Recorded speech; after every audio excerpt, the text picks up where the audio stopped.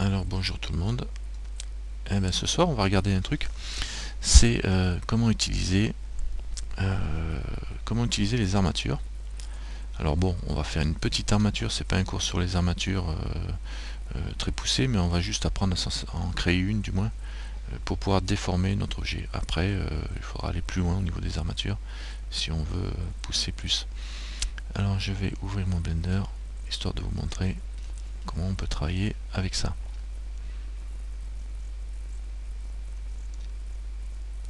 D'accord.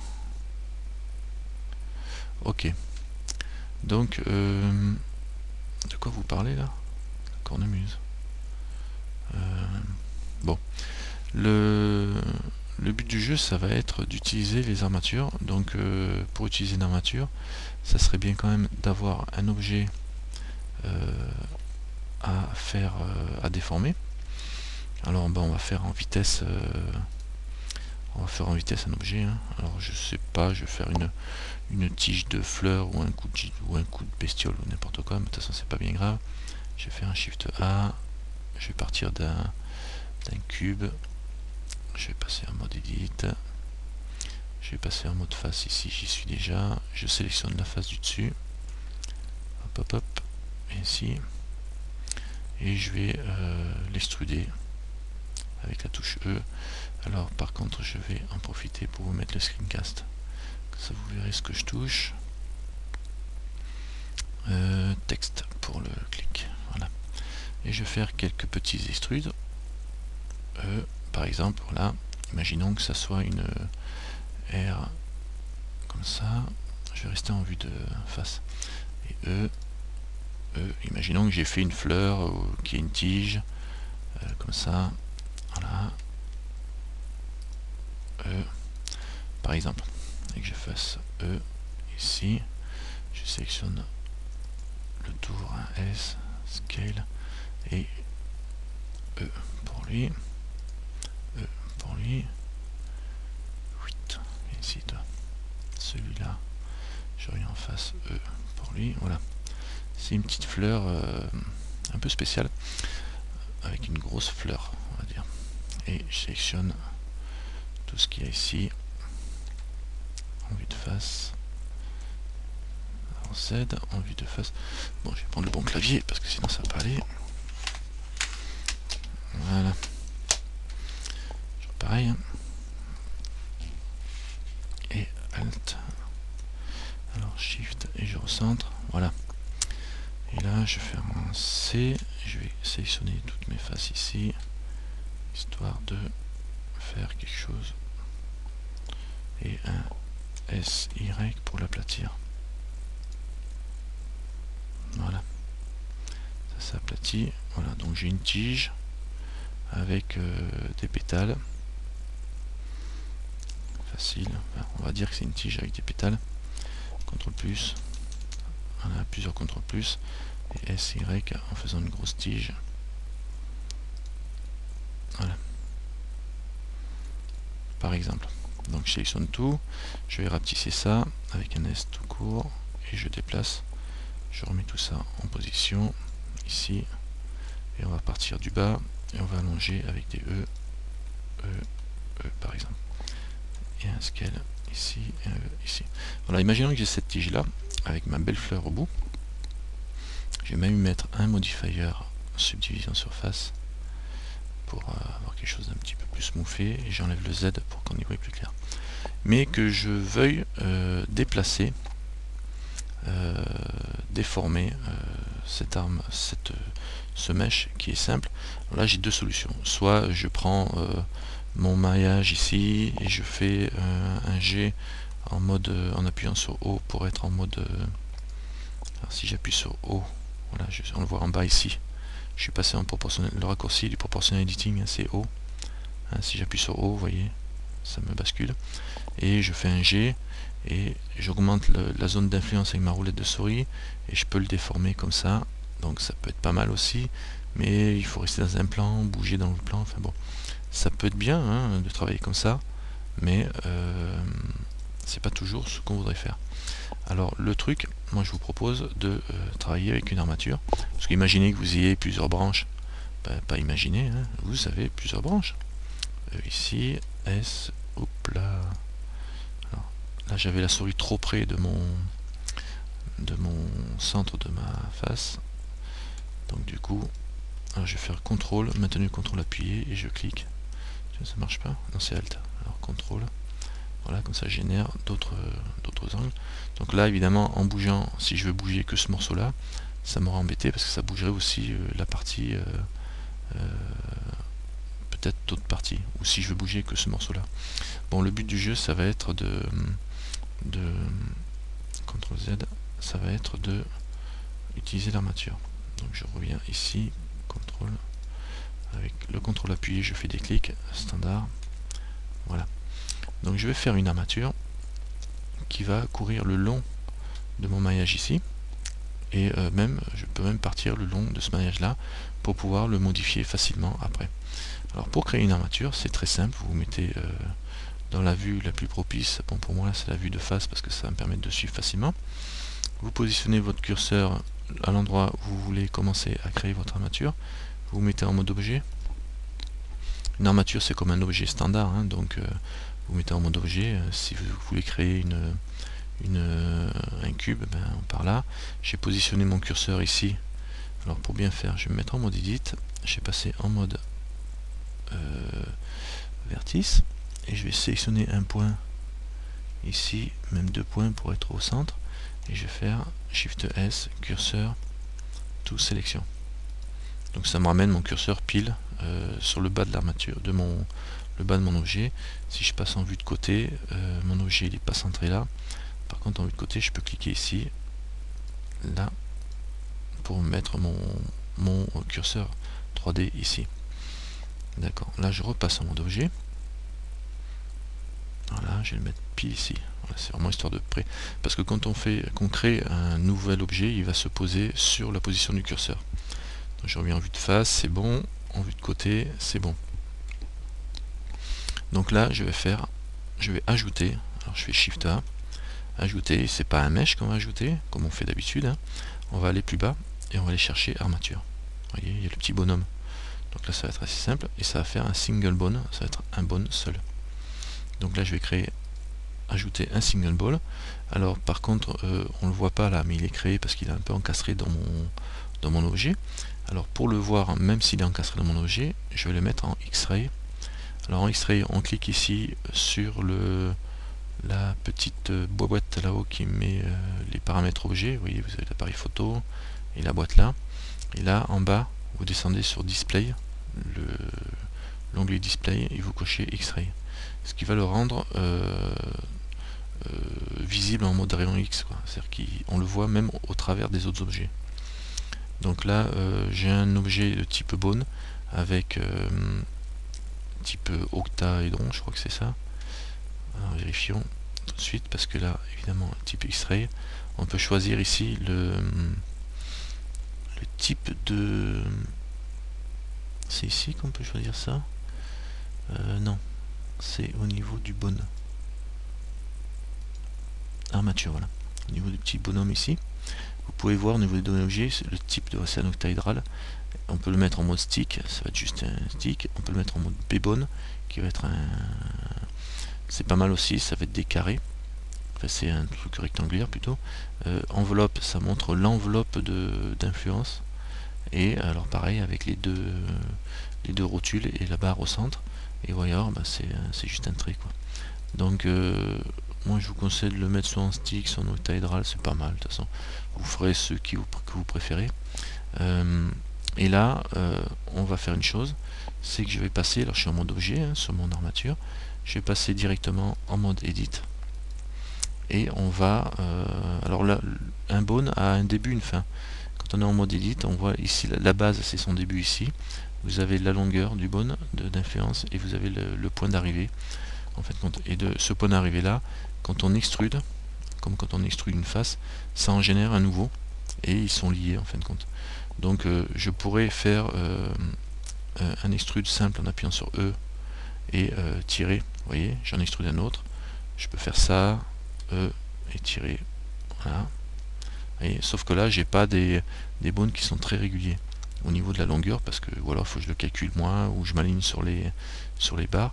Donc le moyen de le faire le plus simple, c'est faire CTRL Z, c'est de prendre le bout, la rotule du bout, et de tirer. Voilà, vous tirez, ça va l'agrandir, hein, en fin de compte. Je tire à l'euro, je m'arrête ici, pour lui, et là je vais en extruder un deuxième en travers ici. Par exemple, parce que là je vais avoir une arête, je vais avoir un départ ici par exemple, donc là je vais en extruder un deuxième. Donc tout simplement, je fais un E, et je repars, pareil. D'accord? Je vais aller me positionner ici. Et là, vous allez me dire, ouais, mais c'est pas très pratique comme système. Mais ce qu'on peut faire, c'est subdiviser ces parties-là, les grandes parties. Donc pour faire ça, eh bien, je sélectionne la grande partie, qui a pour effet de sélectionner le bone en entier, le haut, enfin les points de départ, arrivée, et enfin les rotules et le point central. Et là, je fais un W, comme quand on veut subdiviser une face ou un vertice, enfin ou un edge, je veux dire. Et vous faites subdivise. Et là, ça m'en fait un 2, et ils sont bien attachés. Le number of cut, on peut augmenter.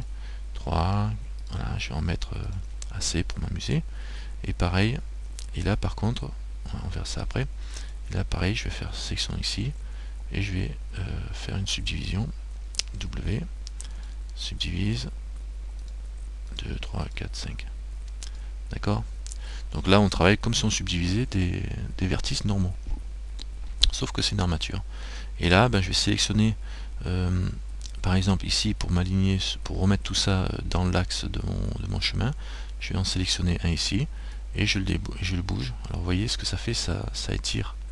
Donc je vais me mettre ici en mode connecté, proportional editing, et je vais bouger, mais en utilisant la roulette. Est-ce que ça fonctionne? Bon, bah, c'est une mauvaise idée.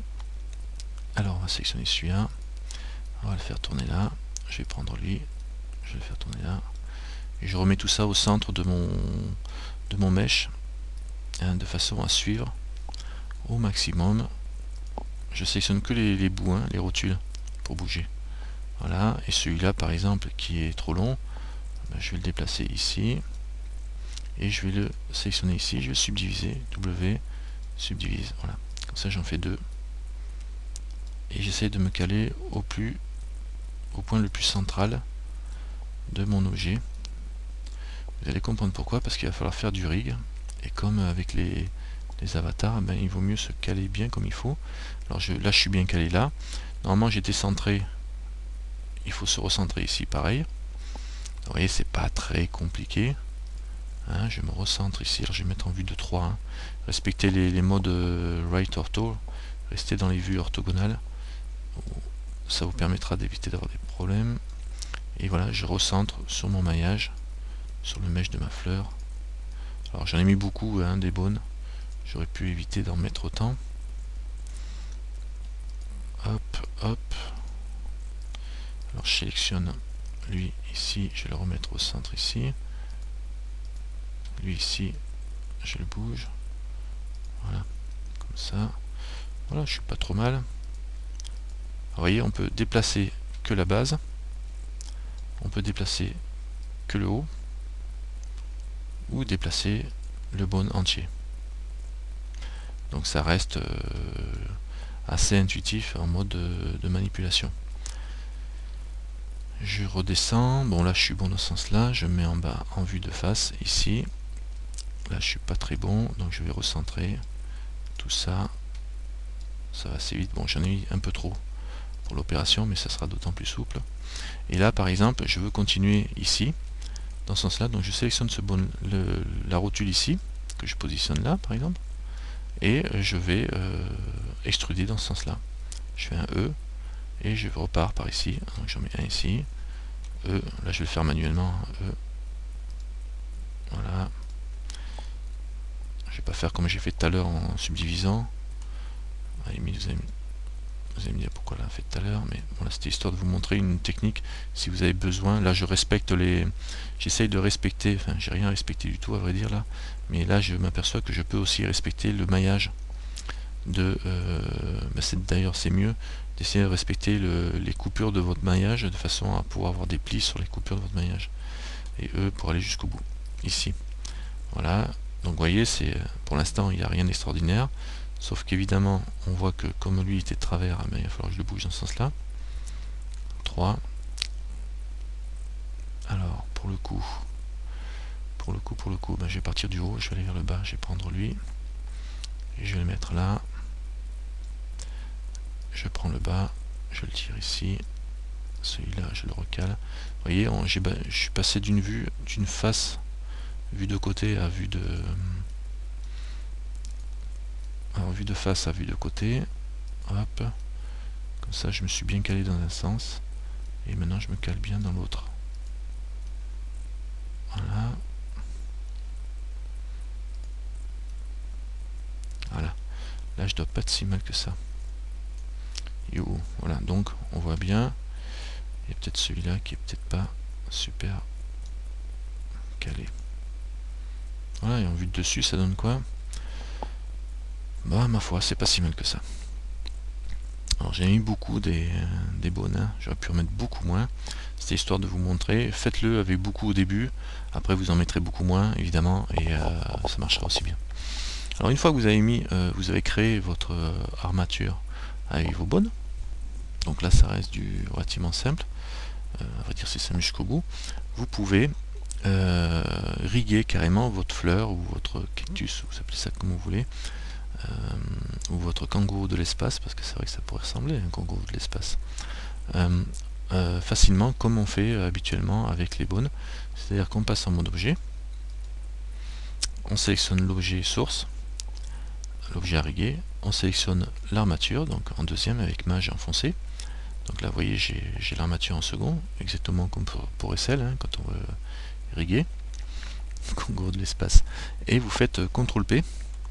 Et là je vais faire un rigging avec automatic weight. Alors j'ai pas nommé les bonnes et tout ça, donc ça n'a pas d'importance pour l'instant. Voilà. Et là normalement, si je passe en mode pause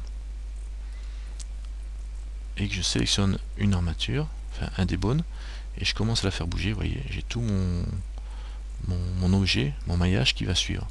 Donc c'est vraiment intéressant parce que je peux faire R et faire tourner, donc redéformer facilement mon maillage, lui donner des positions intermédiaires, des positions facilement modifiables. Imaginez des doigts d'une main que vous voulez, si c'est une main, un objet décoratif évidemment, pour faire une main d'un avatar vous êtes obligé de le riguer, et ça c'est tout à fait normal. Mais si vous voulez avoir un objet avec plein de... voilà, comme cette fleur là, et que vous voulez la reformer pour pouvoir faire une autre version, eh ben, vous pouvez bouger votre armature pour déformer votre objet, et là on n'a pas de problème, parce que si je repasse en edit mode, on se retrouve avec l'armature qui revient dans la position d'origine. Si je reviens en mode objet, elle est bien contrainte. Alors vous allez me dire comment on fait, mais c'est très simple, c'est très simple. Là c'est là où est le petit souci, c'est que si par exemple pour Second Life vous faites votre premier objet qui se trouve dans cette position là, donc vous avez buildé votre objet comme ça, et vous dites ben, bon plan, vous avez fait une fleur qui a cette forme là, ou votre kangourou d'espace, on va rester là-dessus, qui a cette forme là, et vous voulez le mettre en position soumis, c'est-à-dire dans cette position là, il fait sa référence à Madame la kangourou. Et vous dites, ben, c'est bien, le premier j'ai pu faire un export DAE, mais là, si je veux faire un export DAE, est-ce que ça va marcher? Donc ce qu'il faut faire,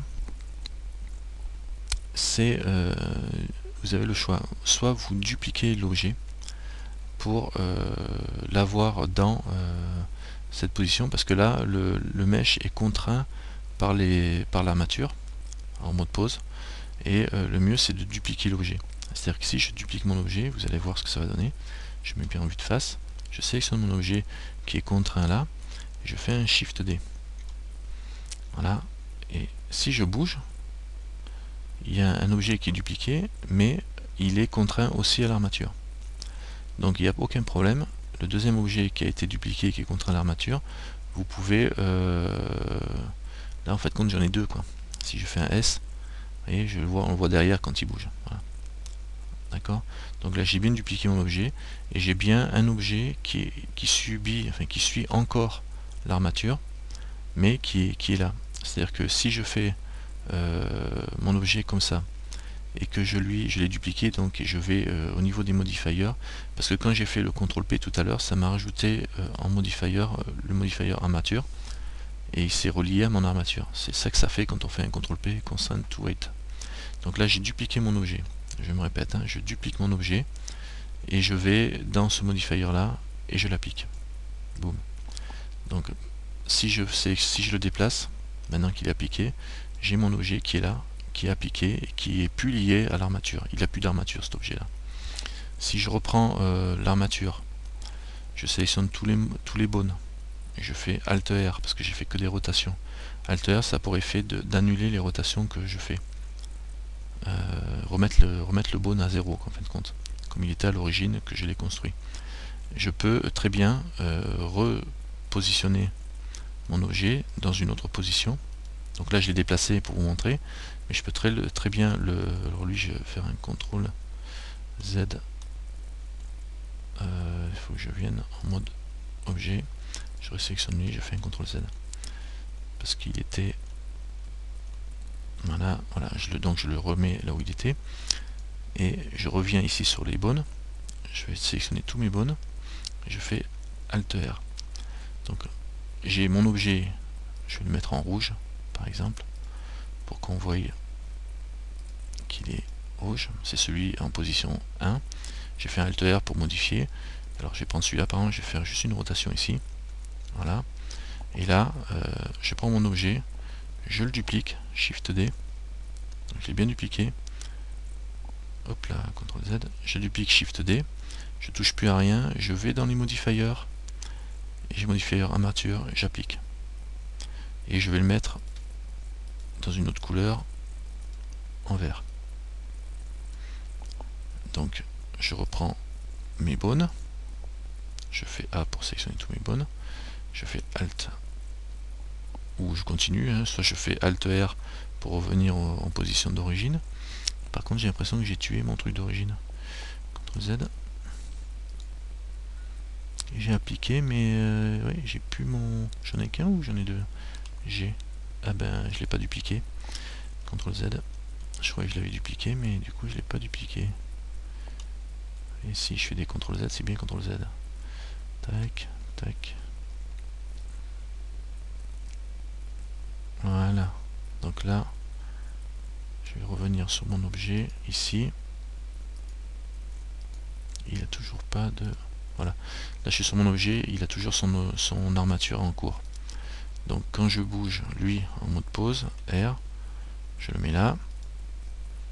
Hein. Si je reviens sur mon objet, l'armature est toujours en cours. Je duplique mon objet. Je fais Shift D. Donc là, il est bien dupliqué. Voilà, clic droit. G. D'accord, c'est bien ça. Et là, j'applique cette armature pour cet objet-là. Je reprends mon armature. Je refais une rotation, par exemple. D'accord. Je reviens sur mon objet, ici. Donc on a toujours bien l'armature aussi pour cet objet-là. Je fais un Shift D pour le dupliquer. Donc il est bien dupliqué, si je bouge. Et je fais Applique. D'accord. Là, je reprends mon objet ici, par exemple. Je fais R. R. Vous voyez ce que je veux dire? On peut faire plein de formes en gardant la même origine. Voilà. Ici. Je sélectionne mon matériel, enfin mon objet, faut pas se tromper, c'est celui-là. Alors je passe en mode objet et je sélectionne l'objet là. Je le duplique, Shift D. Je vérifie en bougeant que je l'ai bien dupliqué. Clic droit pour le remettre comme il était. Et j'applique l'armature.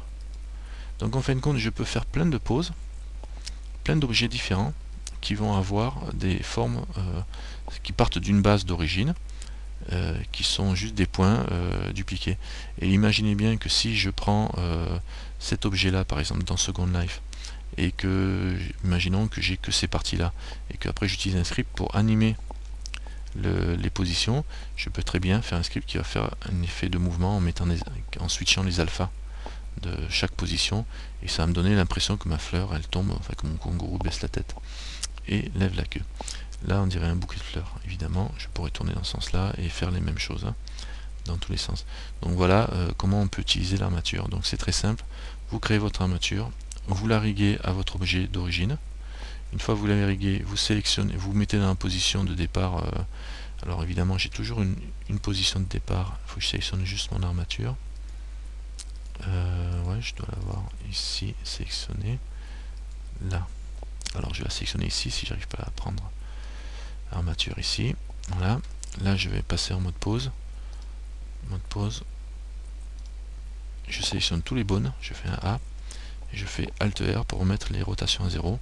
Donc du coup, j'ai bien la position d'origine. Donc mon objet d'origine comme je l'ai buildé à l'origine. Et avec toutes les positions intermédiaires pour arriver jusqu'ici.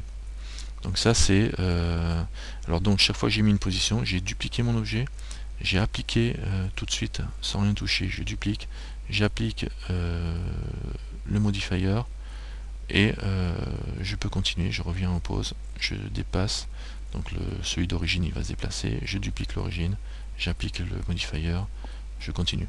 Donc comme ça on peut faire facilement des mouvements d'objets et soit vous pouvez vous en servir pour builder, soit vous pouvez vous en servir tout simplement pour faire de l'animation dans Second Life en switchant les alphas, hein, puisque ce sont des objets différents.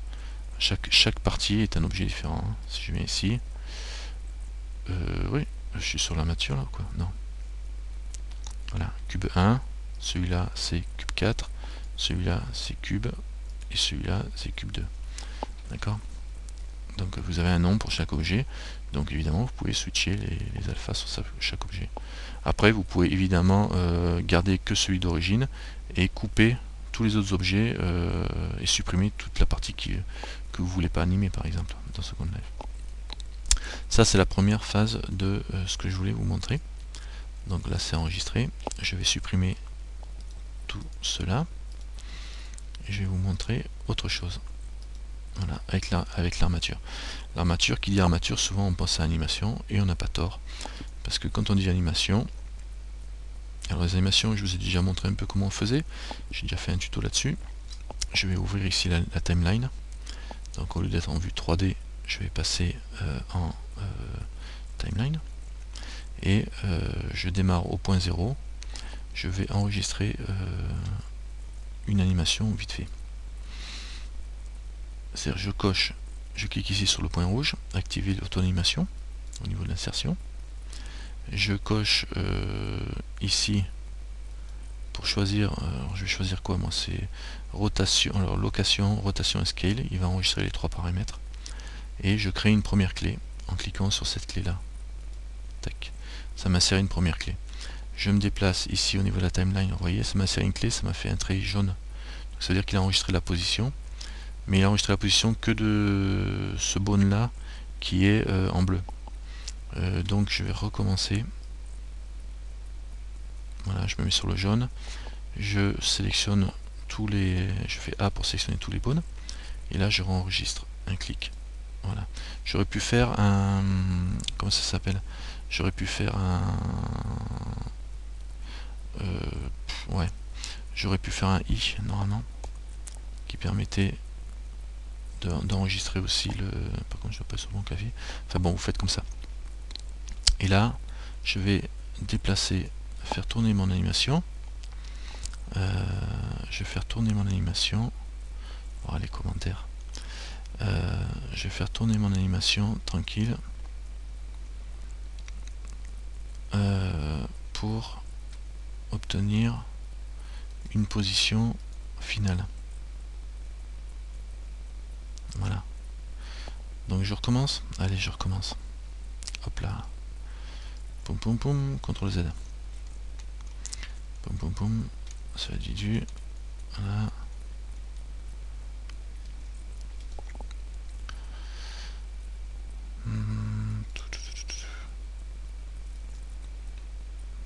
Super.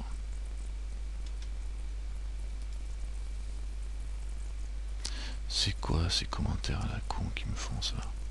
Enfin bon. Alors, j'ai fait CTRL Z, donc j'ai mon animation, je sélectionne tout, je fais A. D'accord, je vérifie, j'en ai une en position là. je vais l'enregistrer directement ici. D'accord. Tiens, je vais supprimer, par exemple, une animation, là il y en a déjà une au point de départ. Comment on fait pour supprimer l'animation? Normalement il faut aller dans pause, ici vous faites animation et vous faites clear keyframe. Voilà. Et ça va supprimer l'animation. Boum, il n'y a plus rien. Ça supprime tout l'animation. Donc je démarre à 1 et je vais créer un premier point de démarrage ici. Je vais faire 1. J'ai cliqué sur animation ici, je suis allé dans pause animation et je suis allé sur clear keyframe ici, tu vois. Et ça a pour effet de supprimer toute l'animation que j'avais créée. D'accord. Donc là, une fois que mon animation est propre, qu'il n'y a plus rien, je démarre de mon point de démarrage ici. Donc je vais mettre en vue de face, tiens. Et je sélectionne bien tout mon armature en faisant A, hein, pour tout sélectionner. Je suis en mode pause, hein, n'oublie pas. Et je vais lui donner, je vais commencer par enregistrer le point de démarrage. Donc là il n'y a rien. Ici je suis en lock road scale, le bouton rouge, et je fais la clé. Donc ça m'enregistre cette position là. Après je vais me déplacer 25 frames ou 30 frames plus loin, ce qui fait 1 seconde, parce qu'on va dire on est à 25 frames par seconde, quoi, grosso modo. Ou je vais mettre à 20 frames. À 20 frames, je veux qu'en 1 seconde, eh bien, ils viennent dans cette position là en faisant R, hein, comme ça. En 1 seconde, il vient là. Et là, je resélectionne tout et je fais un autre point en cliquant sur la petite clé. D'accord. Voilà. Et je me redéplace encore de 20 frames et je continue à faire tourner. Hop là. Je fais tourner celle-là là et celui-là, par exemple, comme ça. Voilà. Et là, je resélectionne tout, histoire de sélectionner d'avoir tous les bonnes dedans. Alors, j'ai fait 20, 40. Je viens ici. Je mémorise ma frame. Et là, on peut voir tout de suite que si je commence à bouger, en prenant le timeline ici, le curseur, ça me fait le mouvement que je viens de faire. D'accord. Fait d'animation. Et si je fais CTRL ALT A, je veux dire, si je fais ALT A, bon là il va jouer, je vais faire échappe pour sortir du ALT A. Je vais diminuer ici le temps maximum, imaginons que j'aille jusqu'à 50. Donc je veux dire 50 pour le temps maximum d'animation. Si je fais ALT A, voilà, il bouge, il va répéter en boucle mon animation que je viens de faire. Alors ce qui est assez intéressant dans le coup, échappe pour arrêter, c'est que si je vais au bout par exemple, et que je vais sélectionner, j'ai tout sélectionné, je fais un S, par exemple je fais un scale pour le rapetisser là, voilà.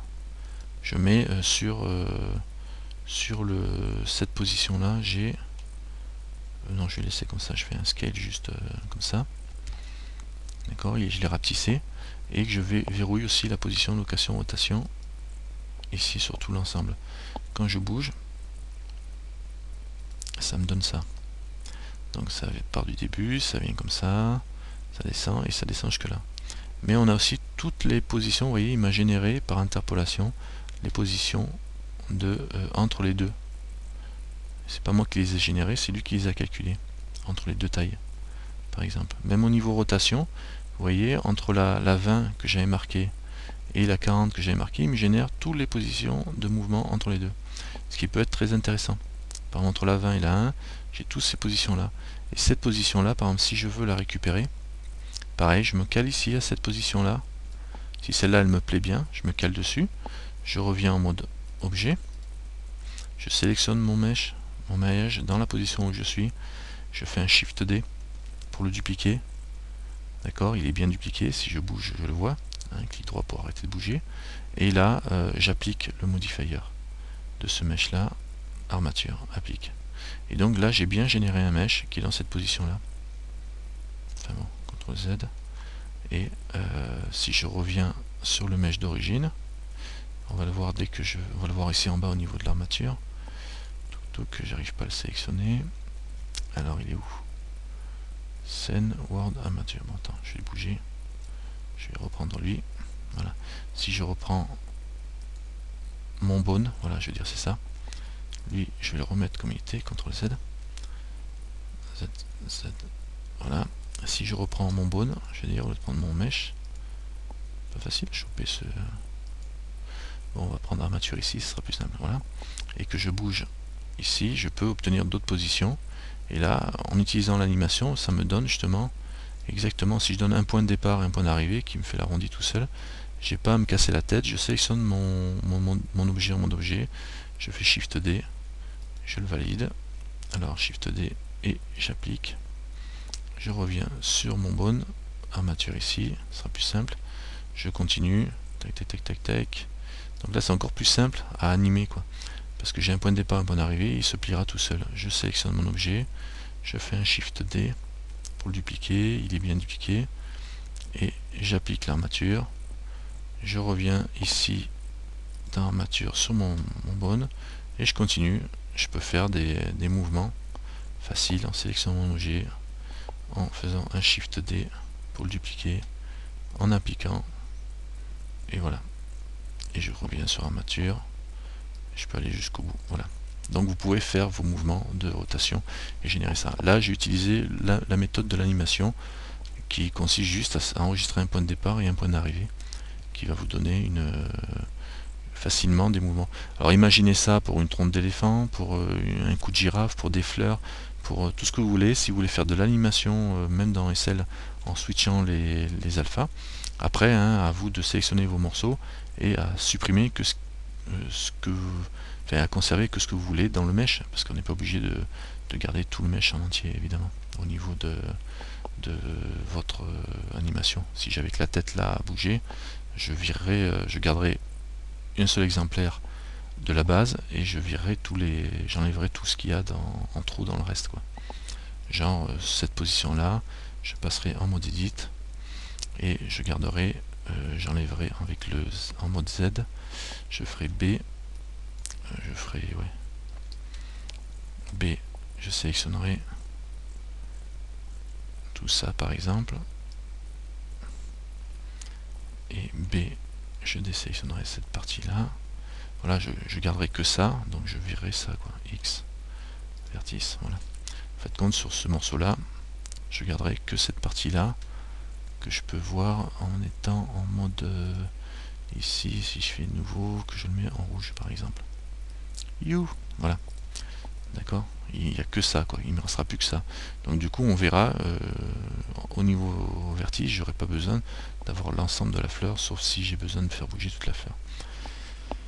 Donc ça peut être pas mal ça peut être pas mal du tout. Donc là on s'est servi de l'animation, on a fait vous voyez, quand je bouge on retrouve bien les positions intermédiaires. On s'est servi de l'animation pour créer ce mouvement. On peut aussi utiliser un autre... Ouais. L'intérêt de cette méthode là, c'est que même quand je fais un B, ouais, j'applique l'animation, donc je me retrouve avec le morceau comme ça. Oui, quand je fais, quand je duplique en fin de compte, quand je bouge mon vertice, bon, par exemple celui-là je vais l'enlever, je vais passer en mode objet, hop, supprime, voilà.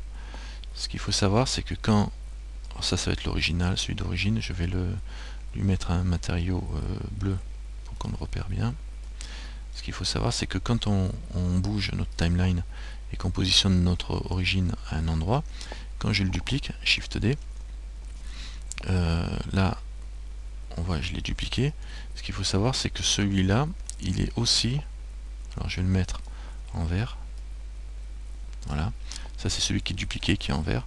Eh ben, il suit aussi, il est toujours, on voit pas le bleu parce que le bleu il suit le vert, c'est à dire que l'armature, les contraintes de l'armature, c'est à dire le rigging en fin de compte, est dupliqué aussi. Donc si vous avez un objet comme un avatar ou une trompe d'éléphant entre guillemets, ou une fleur, et que vous voulez maintenir je sais pas pourquoi j'ai bloqué sur les trompes d'éléphant, enfin bon, et vous voulez maintenir le rigging en place parce que vous en avez besoin Et donc évidemment, si c'est un objet rigué qui doit arriver sur SL, il faut maintenir le rigging aussi. Donc là, évidemment, il faudra sélectionner la partie que vous voulez conserver avant de faire ça.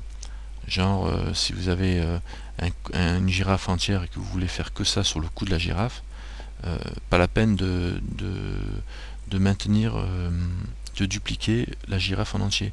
Vous dupliquez juste de la base du cou jusqu'à la tête, quoi, ce qui doit bouger. Hein, parce que là, vous allez conserver le rigging, donc vous n'allez pas appliquer.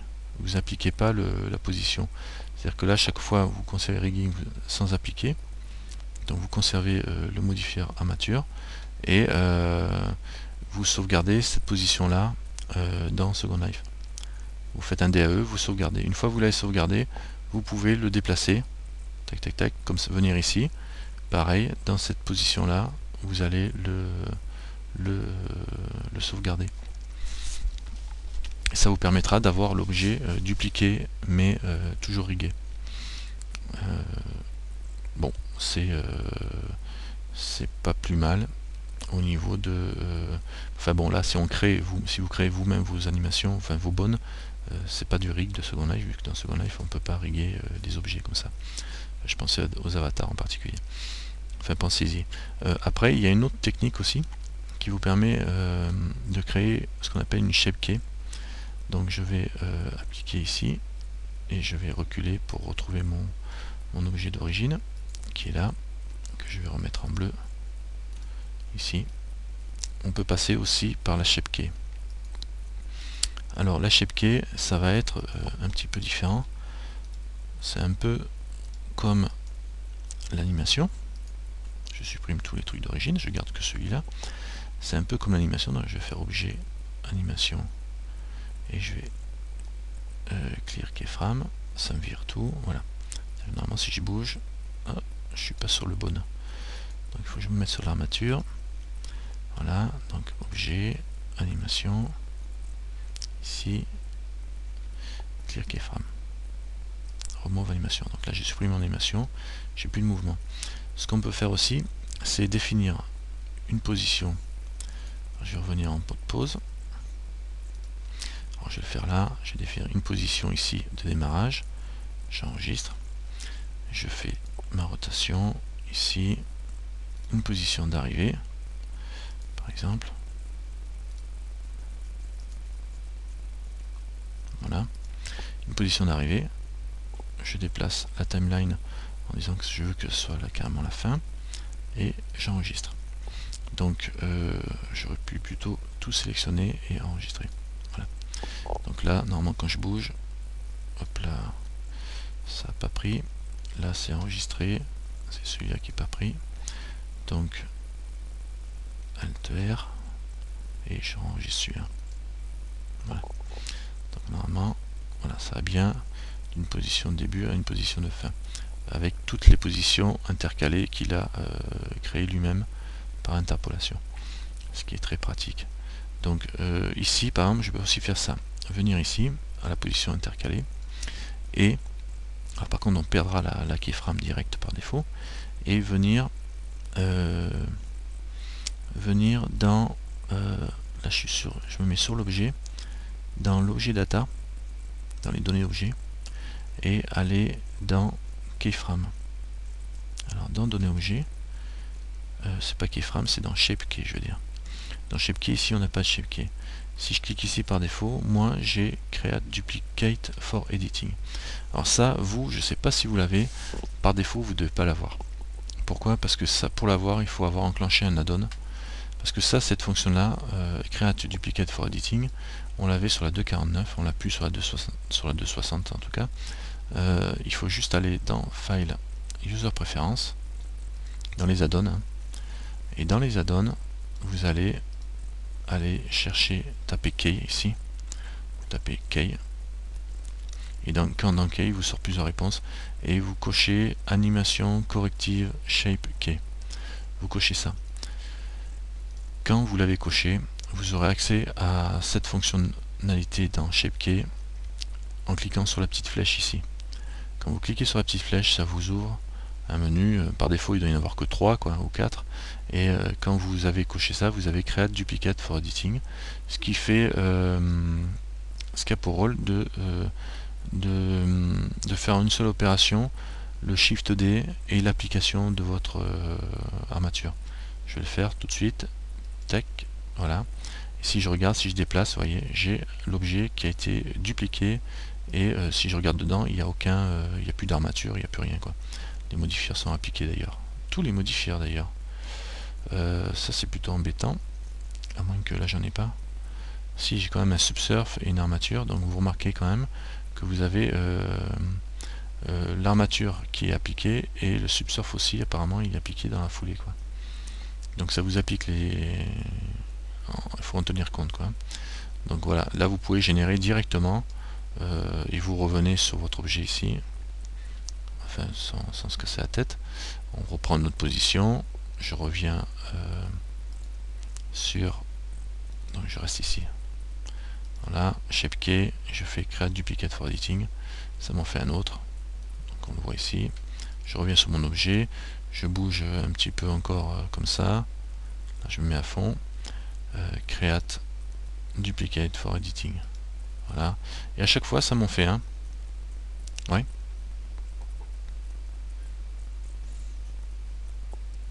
Non, non, t'as pas besoin de dupliquer. Justement, il fait tout le boulot. Il fait tout le boulot. Hein. Si je le supprime, justement, il fait ce que... il fait un boulot, il applique même les modifiers, apparemment. C'est-à-dire que là, je suis dans cette position-là. Je sélectionne mon objet, je vais dans Shape Key, je clique sur la flèche, je fais Create Duplicate for Editing. Il m'en a fait un doublon. Si je bouge ma flèche, je vois qu'il y en a un qui est en place. Je viens ici, Timeline, hop, Create Duplicate for Editing. Il m'en a fait un doublon. Si je remonte encore, ah, il ne me l'a pas fait là. Ah oui, parce que j'ai pas sélectionné mon objet. Il faut que je sélectionne mon objet. Create Duplicate for Editing. Voilà. Et là, si je bouge la timeline, j'en ai bien un qui est en place et qui est prêt à être édité. Hein, je veux dire, c'est fait pour. Hein. For Editing, il est prêt à être édité. Et là, si je reviens là, je sélectionne cet objet-là, dans cette position-là, Create Duplicate for Editing. Ça, c'est la force de cet add-on, c'est que ça vous génère carrément un objet dans la position que vous êtes, en appliquant tous les trucs. Il y a encore autre chose avec cet add-on qui est assez intéressant, c'est si je supprime celui-là par exemple, et là est-ce que j'en ai un de fait, de dupliqué? Ouais, j'en ai un dupliqué. Bon, CTRL Z, et je vais sélectionner mon armature. Oups, je peux être CTRL Z. Bon, je vais sélectionner mon objet, l'objet qui a été créé. Celui-là, est-ce que celui-là je peux le déplacer? Voilà, cet objet-là et cet objet-là, ce sont les deux autres objets qui ont été dupliqués, qui ont été créés là. Donc il n'y a pas du tout d'armature. Hein. Je vais juste les garder. Bon, enfin, imaginez qu'on n'ait plus ce morceau-là. Je garde cet objet-là. Tiens, je vais cacher l'armature. A, H, et lui, H. Voilà. Et lui, H. Dis donc. Donc là, j'ai plus que mes deux objets qui sont des duplications de for editing de mon objet d'origine. Là, je peux... donc j'ai deux objets, j'ai un bleu que je vais mettre en rouge. Voilà. Ah ouais, ils ont le même matériel. Alors là, quand ils ont le même matériel, quand on bouge la valeur d'un matériel, évidemment, ça change sur tous les objets qui ont le même matériel. Pour faire ça, vous voyez ici, vous avez le nom de l'objet, du matériel, je veux dire. Il s'appelle matériel I002. À côté, il y a un petit 4 et un F. Le petit 4, il veut dire qu'il a été que le matériel est partagé par 4 objets. Si on veut le rendre seul, en solo, il faut cliquer sur le 4 pour le supprimer. Voilà. Et là, il m'a changé le nom. Et en tout cas, il est en solo. C'est-à-dire que si je change la couleur maintenant de mon objet, voilà, il est seul à changer. Les autres ne changent pas. Sinon, tous les objets qui portent le même matériel sont changés aussi. Donc là, c'est juste pour vous montrer ça. Mais là, j'ai un point de départ, le marron, et j'ai un point d'arrivée, le bleu. Alors ça, je le faisais avec la timeline. Ce que je peux faire aussi, c'est sélectionner ce point marron là, sélectionner le point d'arriver ici, en maintenant Shift, donc j'ai les deux sélectionnés, et je peux retourner dans mon Shape Key, ici, et toujours grâce au même add-on que j'ai rajouté dans Shape Key, dans les petites flèches, je peux lui dire de faire Add as corrective pose shape fast armature only. Alors ça c'est seulement pour les armatures, pour ajouter une pose shape corrective, et vous avez la même chose pour tous les modifieurs, qui marche avec tous les modifieurs. Donc je vais prendre celui-là, c'est plus long mais ça marche bien, et là il m'a redressé le premier pour aller vers le deuxième. C'est pas ce que je voulais faire, si. Voilà, si. Voyez, si je bouge maintenant, vous voyez, il m'a créé une base et une shape key d'arrivée, et en fait compte en position 1, mon bleu qui était en bas, il se retrouve exactement dans la position de l'autre, et quand je le remets à 0 il est en sa position de démarrage, et quand il passe à 1, il va aller rejoindre la position de l'autre. Et en fait, quand j'ai pas fait d'animation, j'ai pas fait d'armature, mais les déformations sont pas les mêmes, hein. Vous voyez qu'il part de là, il tire tout droit pour aller à sa position finale, hein, il tire tout droit pour aller à sa position finale. C'est comme s'il traçait un trait entre la position de départ là et la position de fin ici, et du coup ben, entre les deux ben, il rapetisse, il scale pour rentrer dans les deux. Donc c'est pas pareil que avec une armature, mais c'est une méthode aussi pour faire des déformations, parce que quand on est là, par exemple, si je me mets entre les deux ici avec la value 0,4, je peux aussi générer add create duplicate for editing. Et alors peut-être que j'en ai fait deux là, j'ai tout dupliqué à mon avis. Voilà, donc j'en ai un là, d'accord. Si je reviens sur mon objet, je peux continuer, l'agrandir et faire pareil aussi, create duplicate for editing.